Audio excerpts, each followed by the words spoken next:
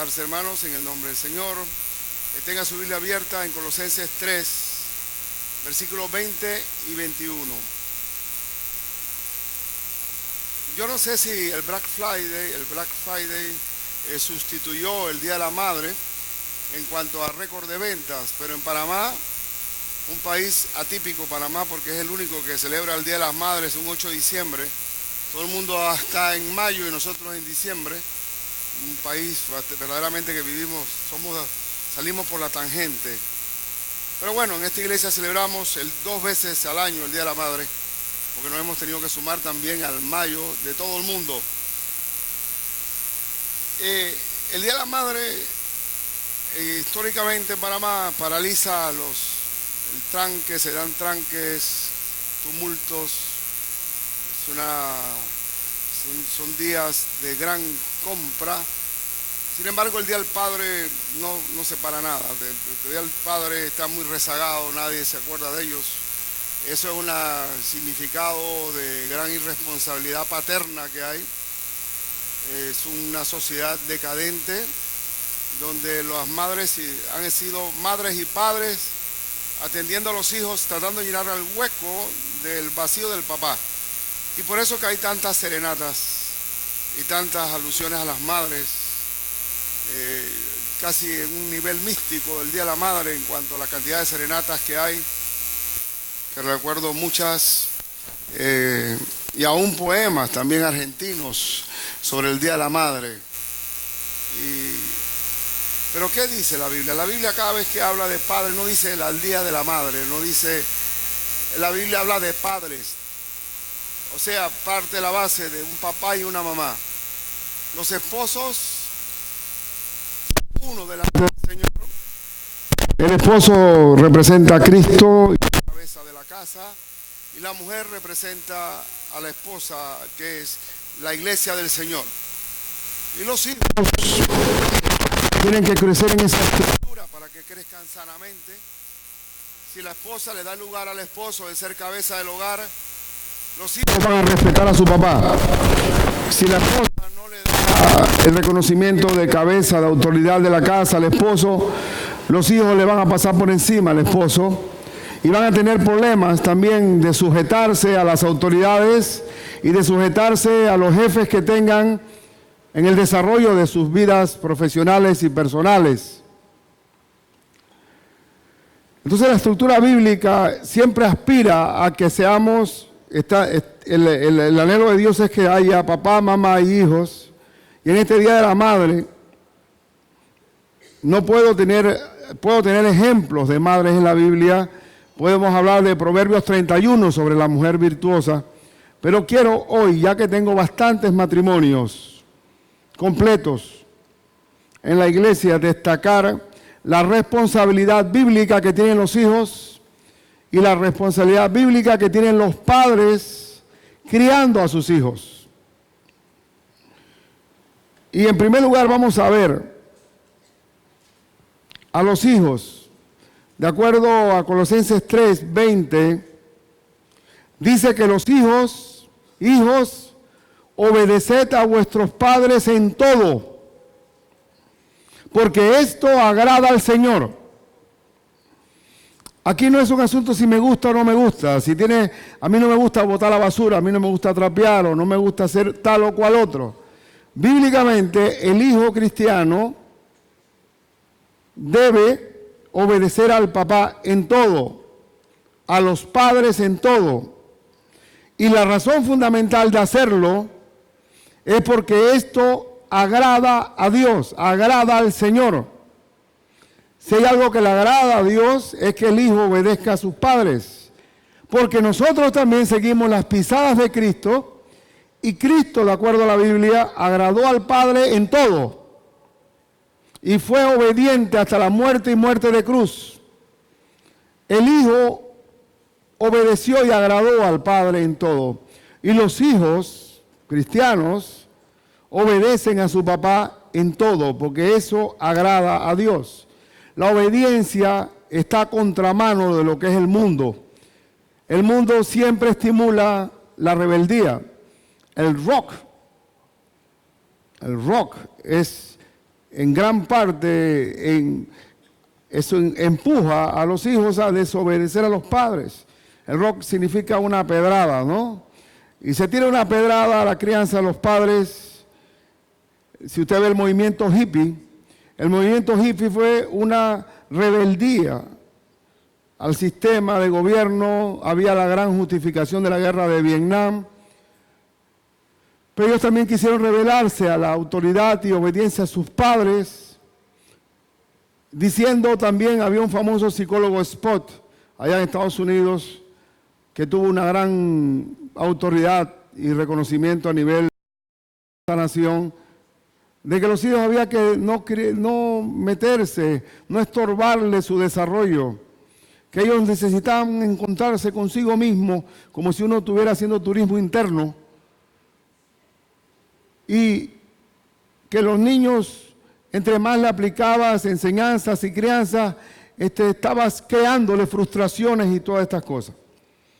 Pero yo que crecí en medio de lo que son las zurras de mi mamá y las pocas de mi papá, pero que fueron inolvidables, puedo decir claramente que no hemos sufrido ningún tipo de trauma por las correcciones de nuestros padres. Porque, ¿qué le queda al papá si el hijo no obedece? ¿Qué le queda? Le queda la corrección por medio de la vara. Si uno busca Proverbios capítulo 29, versículo 15, Proverbios 29, versículo 15, dice la Escritura, la vara y la corrección dan sabiduría. Qué increíble, ¿no? ¿Qué es lo que hace que un niño tenga sabiduría? La vara y la corrección. Mas el muchacho consentido avergonzará a su madre. ¿Quién es un muchacho consentido? Aquel que impone su voluntad y sus gustos a su papá. Él quiere imponer sus caprichos. Y sus papás ceden por las rabietas que hacen y los berrinches que hace ese niño inconsentido. Es una vergüenza. A veces lo hacen públicamente para causar un mecanismo de manipulación. Si tú no corriges a tus hijos, va a ser un maleante en el futuro. Si tu hijo no lo corriges y no aprende a obedecerte, va a ser un estorbo para la sociedad. Va a ser una persona con problemas de dominio propio, va a tener problemas de disciplina. Así que es una responsabilidad de nosotros. No lo va a hacer el gobierno, no lo va a hacer la escuela, no lo va a hacer la universidad, menos lo van a hacer sus compañeros de clase o sus gavillas. Lo tienes que hacer tú. El moldear a mis hijos y el moldear a tus hijos es una responsabilidad indelegable, que nadie puede hacerlo por ti. Y a veces inventamos argumentos de decir, bueno, yo a mi hijo yo le doy calidad de tiempo y no cantidad. No importa. Lo importante es la calidad, es un cuento. El amor se puede escribir con una palabra, tiempo. Para poder estar y conocer a un hijo y corregirlo hay que estar con ellos, estar encima de ellos. Y en ese trato y en ese andar se va formando un carácter. El carácter de nuestros hijos requiere tiempo. La obediencia tiene que comenzar entre más temprano mejor. Y dice la Biblia en Proverbios también que la necedad está en el corazón del muchacho. Es decir, que el muchacho, por muy bonita que se vea la niña, por muy simpático que se vea el muchachito, es un diablillo, aunque parezca angelito.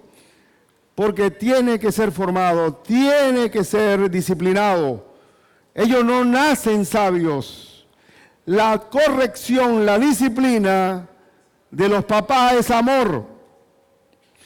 Hebreos 12, versículo 6, es el famoso capítulo sobre la disciplina, muy revelador. 12:6. Porque el Señor, al que ama, ¿qué hace? Disciplina. ¿Tiene que ver la disciplina con el amor? Sí.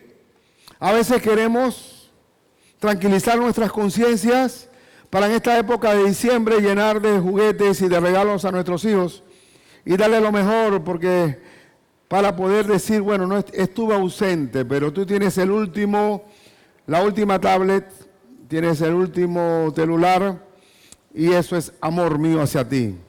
Si tú no crías a tus hijos, no lo amas. Si no lo disciplinas, no lo amas. Ni desmayes cuando eres reprendido por él, por el Señor, porque el Señor al que ama disciplina y azota a todo el que recibe por hijo. ¿Y qué es azote? Correa. ¿Qué es azote? Mi mamá, yo pienso que yo tenía, me parece, yo creo, es una sospecha que yo con los años he llegado a convencerme de que yo tenía algo de autista, porque yo me acuerdo que yo jugaba solito y me podía poner en el patio horas con unas latas de sardinas, convirtiéndolas en carritos con un hilito, o podía convertir un pedazo de madera y ponerle unas rueditas. Yo no necesitaba a nadie para jugar, no necesitaba ni amigos para jugar. Y los peores momentos míos era cuando iba a los cumpleaños, eso era lo más terrible para mí. Tenía que estar sentado ahí y esperando, y esa arrebatiña que se ponía en las piñatas me molestaba, porque yo estar ahí a trompadas, buscando una pastilla, eso no me atraía para nada.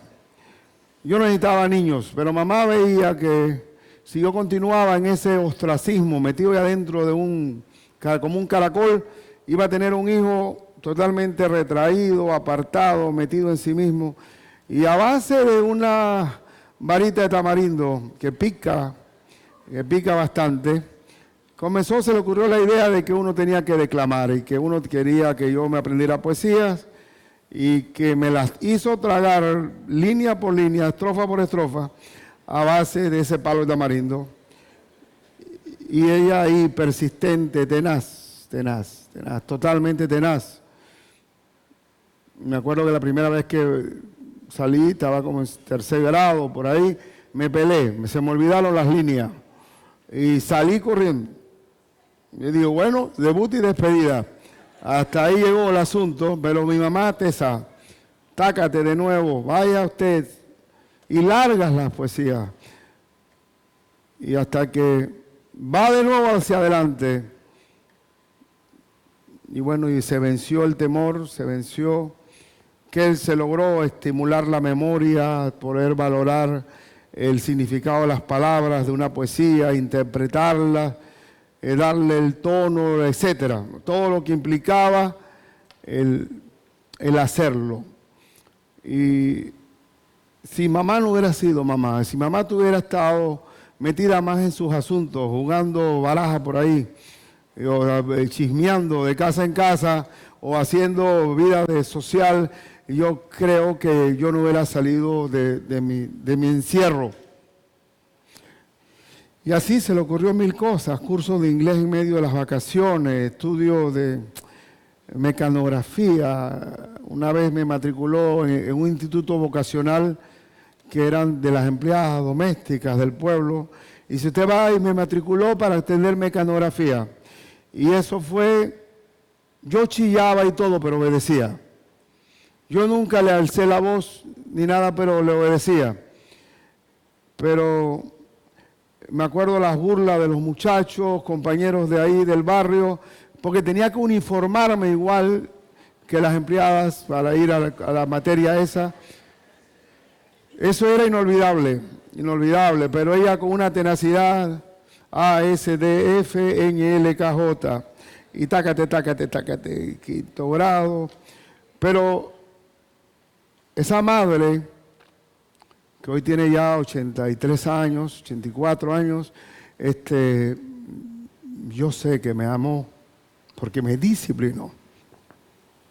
Y eso es importante, que el que no ha sido disciplinado no ha sentido el amor de un padre. Si usted, ahora yo pregunto creo que ya la generación más vieja, a ver, ¿quién recibió zurra en su crianza? A ver, ¿quién se levanta? Bueno, no estoy solo, gloria a Dios. Estamos Y dele muchas gracias a Dios. No, porque ahora en los Estados Unidos de América y aquí en Panamá, que seguimos el patrón de los países desarrollados, uno marca el 911 y el niño puede decir, me mata maltratando a mi papá.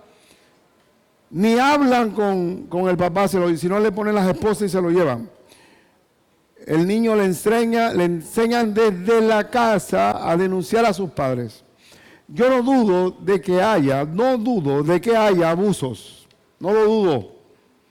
Pero tú no puedes establecer una regla que exoneras al papá de corregir a sus hijos. Y por eso ahora se dan esos grandes tiroteos, se dan esas matanzas locas, se dan en las escuelas se están llevando cuchillos, todo tipo de armas, porque le han quitado la autoridad al papá. Y el hijo, al no obedecer, no tiene estructura para poder soportar con carácter lo que implica la vida. Porque de alguna forma él va a copiar un modelo. Uno puede ver la sociedad judía, donde el papá tiene un mando, tiene una jerarquía. Uno puede ver la sociedad china, donde no solo el papá, sino que el abuelo manda. El abuelo no es un chocho metido en la casa, el tipo tiene mando sobre todo el mundo. Y uno puede ver la estabilidad de esas sociedades, porque de alguna manera están apegadas al mandamiento de Dios, de que los hijos deben obedecer en todo a sus padres, porque esto agrada al Señor. Porque detrás del mandamiento de la obediencia, hay una gran bendición. Una gran bendición.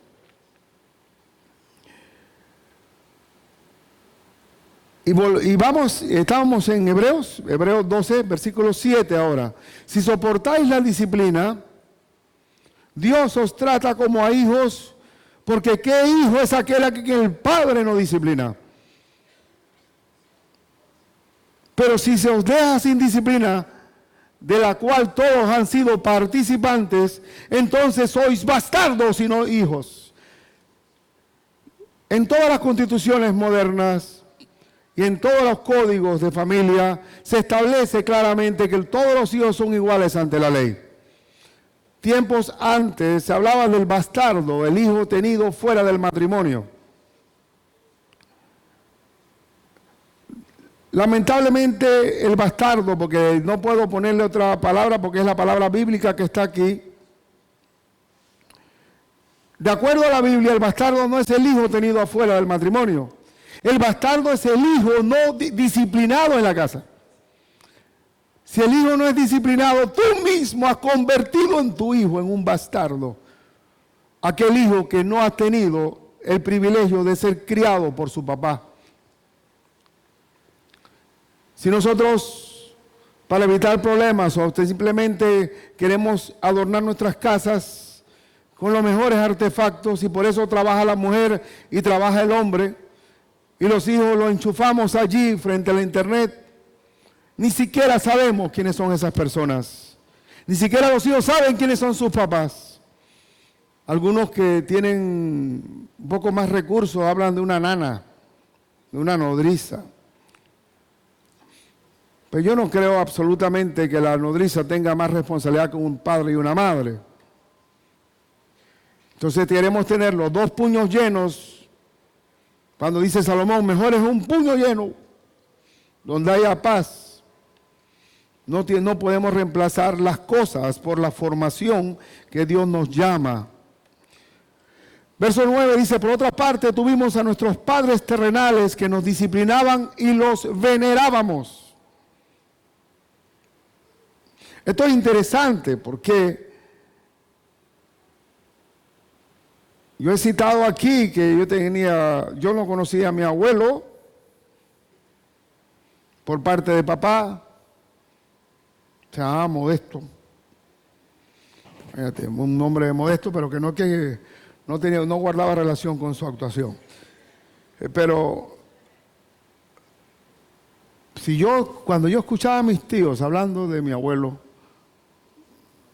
bajo mi perspectiva de hombre moderno, yo decía, bueno, este señor, si hubiera estado en estos tiempos, hubiera estado preso por la forma en que azotaba a los hijos. Pero cuando mis tíos hablaban de mi abuelo, lo veneraban. No hay hombre más grande y más sabio que ese hombre. Ese hombre era lo máximo, ese hombre de grata recordación. Y gracias a papá soy lo que soy. Y gracias a papá tal cosa. Es decir, hasta un papá déspota es preferible con un poco de disciplina y estructura que uno dejado, que un papá pasivo que le pasan las hormigas por encima. El papá tiene que ser beligerante, activo, proactivo dentro de la crianza. Pero claro, venimos tan cansados que lo único que queremos es tener el control, el único control que queremos es el control de la televisión. Y eso, entonces después sabemos por dónde. Si tú no crías a sus hijos, será el maleante del mañana. Y a veces yo pienso que cuando estaba en la universidad,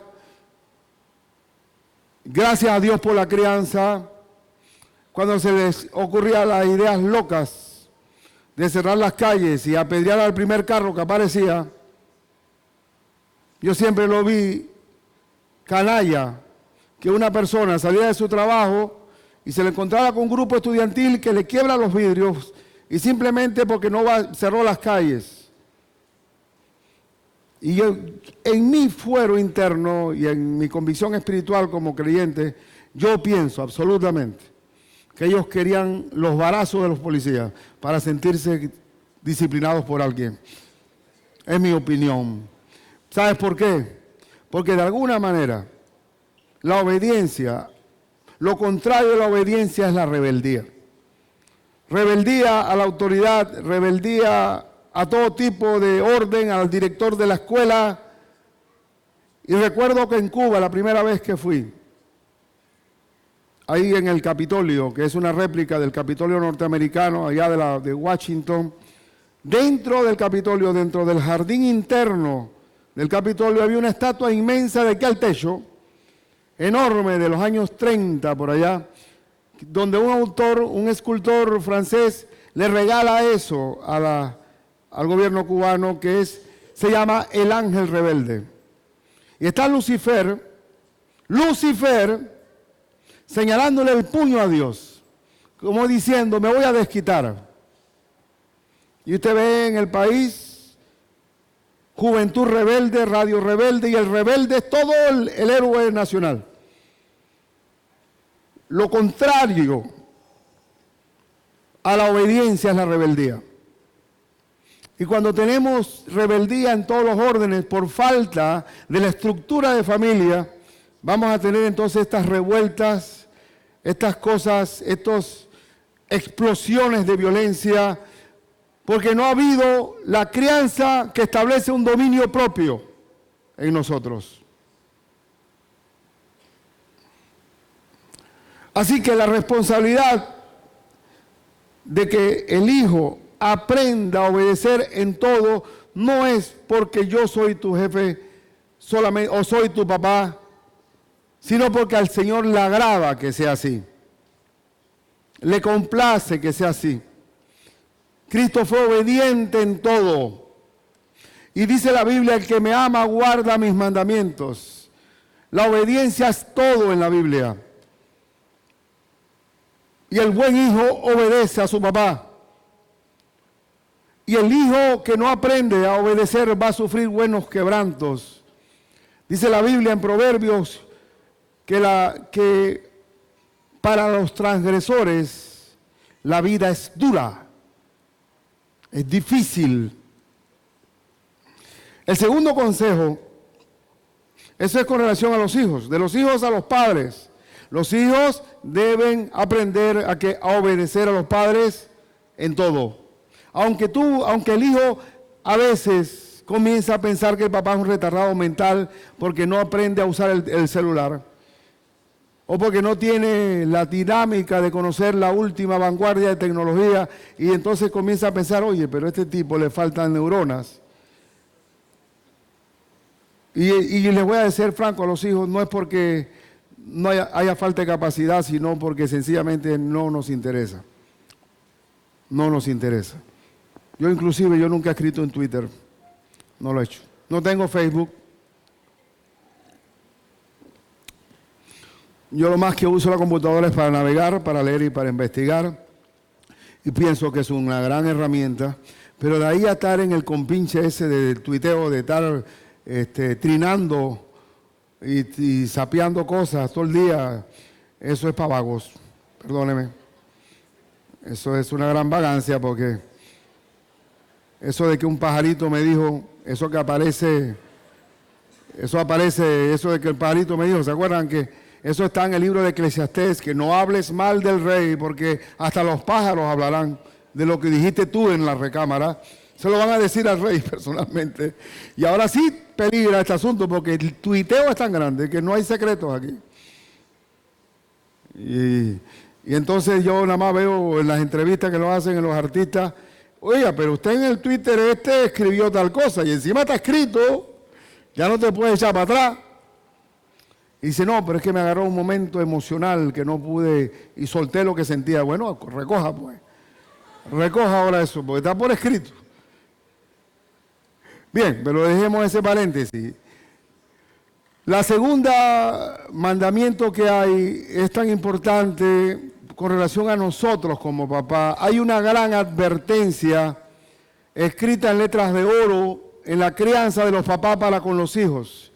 De acuerdo al versículo 20 dice, padres, no exasperéis a vuestros hijos para que no se desalienten. ¿Qué significa exasperar? Exasperar significa no irritar al hijo, machacando las mismas cosas, no enfurecer al hijo, ridiculizándolo,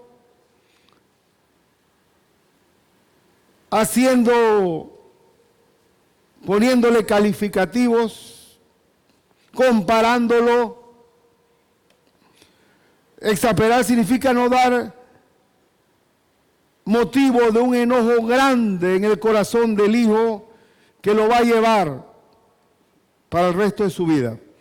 Porque lo que se siembra en el hogar va a permanecer. Y yo no es que quiero dejar a mi papá sacar los trapos sucios a papá, pero a la vez él decía unas cosas, tengo muchas cosas gratas que recordar de él, pero hay algo que me ponía a mí bien triste cuando me decía, ven acá, Ricardo, ven acá. ¿Tú sabes cuál es el tamaño del cerebro de la gallina? El tuyo es la mitad. Eso es una cosa que a mí me dolía, oye.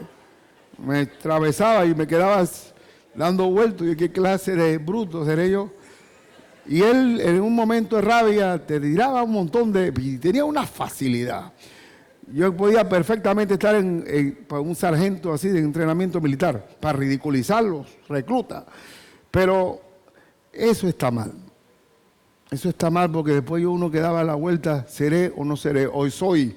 Porque lo que te dice el papá, tú lo tomas en serio. Una de las cosas que hay que tomar en cuenta, no exasperar, no ser majadero. ¿Qué es majadero? Ese majadero no se usa en estos tiempos, pero en mis tiempos, mis abuelos y papá se usaba mucho. ¿Qué es majadero? Majar. Como piedra en ajo. Estar ahí apolismando, repitiendo lo mismo. Las mamás sobre todo que son tan... Ahí llega un momento en que tú tampoco puedes estar machacando sobre lo mismo, ofendiendo. Tienes que aprender, si tu hijo falló en algo, bueno, está bien, lo hiciste mal, lo corriges. El hijo te pide perdón, ya, muere ese asunto. Pero si estás repitiéndolo, eso se llama exasperar. ¿Y cuál es el resultado de exasperar a los hijos? ¿Qué produce? Para que no se desalienten. Si yo exaspero y hago que mi hijo se enoje conmigo por dentro y lo sigo fastidiando, irritando, creando en él un enojo muy grande, el resultado va a ser el desaliento. ¿Y qué significa desaliento? Quitar el ánimo, acobardar al hijo. El hijo va a estar acobardado para tomar decisiones en la vida porque teme fallar, teme equivocarse, no quiere asumir riesgos. Se vuelve una persona totalmente atada a sus miedos, acobardada. El desaliento no es crianza, el desaliento es matar a nuestros hijos antes de haber arrancado, haber salido de su casa. Nosotros nos gusta un texto que está en... A ver, ¿quién me puede decir de memoria? Filipenses 4:13, ¿qué dice? ¿Cómo? Todo lo puedo en Cristo que me fortalece. ¿Qué es lo que hace el Padre Celestial a sus hijos? Fortaleza. ¿Qué significa fortaleza? Aliento, ánimo, vigor. El Padre Celestial nos da ¿qué? Aliento, fortaleza, valentía, denuedo. Y los textos que cualquiera que yo le pueda a ustedes decir, que ustedes se saben, tienen que ver con el aliento del papá al hijo, nuestro Padre Celestial a nosotros. Otro texto bien conocido, 1 Timoteo 1:7, que alguien me lo puede decir, que dice, no nos ha dado Dios espíritu de ¿qué? De cobardía, sino de poder, de amor y dominio propio. El Espíritu de Dios no produce cobardía, no produce timoratos ni acomplejados. El Padre, el Espíritu de Dios nunca va a producir miedo, pánico ante la vida. El Espíritu de Dios y el Espíritu del Padre Celestial produce amor, poder y dominio propio. Son resultados de fortaleza. Esa es la crianza del Padre Celestial a sus hijos. No puede ser que nosotros exasperemos a los hijos produciendo un desaliento, produciendo una cobardía que no la quiere Dios. Y si usted busca en la lista de los pecadores que no van a entrar al reino de los cielos, los cobardes son los primeros que aparecen en la lista. Entonces no podemos producir hijos acobardados, pero eso va a suceder si nosotros exasperamos a nuestros hijos. Y si tenemos que zurrarlos, porque yo cuántas veces no recibí la zurra de mamá, como le había dicho, con el palo de tamarindo, y ahí está, y uno puede gemir después de una paliza, pero después te llamo, mira hijo, esto lo hice por tu bien. Y ahí mismo viene la curita, la venda, y explicamos el por qué vino la corrección, para que se quede claramente de que no fue un acto de furia temporal, no fue un arranque de ira, sino que tenía un porqué para guardar la formación integral de mi hijo. Había una razón y una relación de amor. Por eso que la corrección tiene por ahí mismo que ver con un puente de amor del por qué yo te corregí.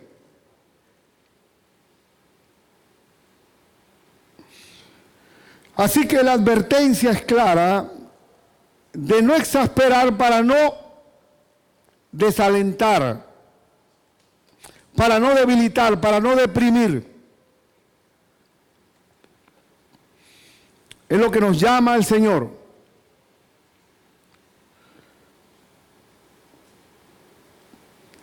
Entonces, para ir concluyendo, hijo que estás en tu hogar, hazte el propósito de que lo que te diga tu padre o tu madre, lo obedezcas porque eso agrada a Dios. Sin berrinches, sin decir por qué a mí y por qué no el otro. De nuevo, si tú aprendes a ejercitarte obedeciendo a tu padre, te va a ser muy fácil aceptar los procedimientos, deberes y responsabilidades que tengas cuando tengas que trabajar.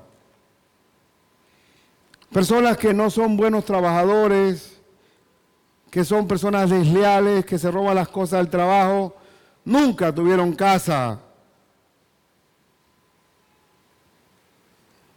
No hubo hogar. Si tenemos familia fuerte, tenemos un país fuerte. Y en cuanto a los papás, recalcarles que tenemos que corregir. Si no lo corregimos nosotros, lo va a hacer la vida y lo va a hacer despiadadamente. Y si tu hijo no te obedece y te desprecia y no has logrado y has convertido a tu hijo en un consentido, ¿qué pasa muchas veces? ¿Qué pasa? Entonces lo que va a ocurrir ahí es que la vida se va a encargar. Hay un dicho marinero que dice, el que desprecia la mano del que le da de comer, le besa los pies al que le da un puntapié. Y así pasa. Muchos hijos que como no obedecen a su papá, le hacen la venia al gruñón abusivo del salón de clases y se portan como corderitos. Y pasa eso. Y por tanto, tenemos que tomar muy en cuenta en cuanto a la metodología de la crianza, de no exasperar a nuestros hijos para que no se produzca ¿qué? El desánimo. Ustedes conocen una tira cómica que se llama Snoopy. Es de un perro que se está siempre filosofando acostado en un techo. Y ustedes lo han visto ese cuento, la cómica Snoopy. Bueno, Snoopy una vez sale en un periódico que se convirtió en hielo, un lago, y Snoopy se zurra y comenzó a patinar, pero con las patitas, y venía del otro lado y seguía así.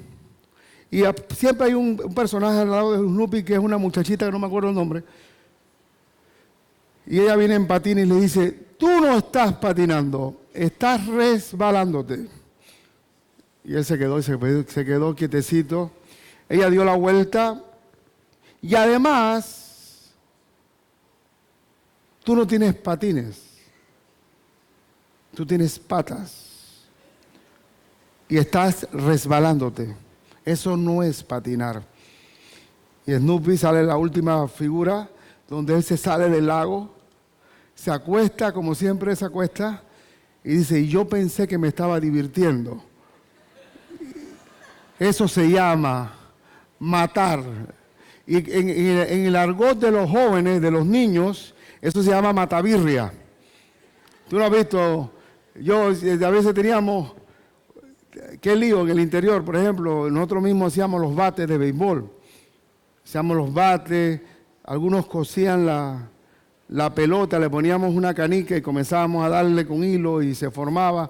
Las manillas las hacíamos.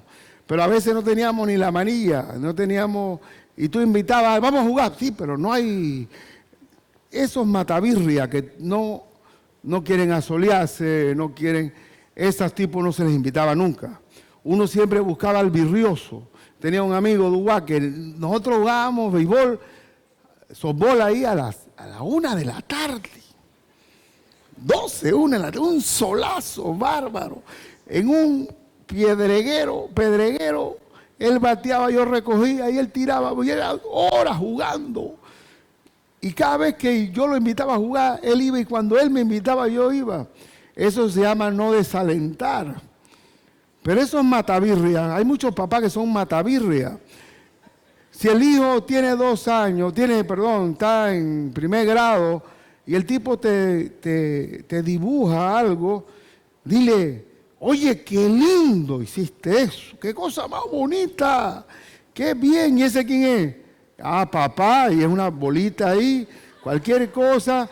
Tú lo que haces es ponerlo en un mural o ahí en la casa y se lo llega, hasta se lo puedes encuadrar y decir, mi primer cuadro. Porque el que tiene que alentar a tus hijos eres tú. Porque ¿quién lo va a hacer? Si tenemos un mundo cruel de maldad, corrígelo, pero aliéntalo, fortalécelo, anímalo.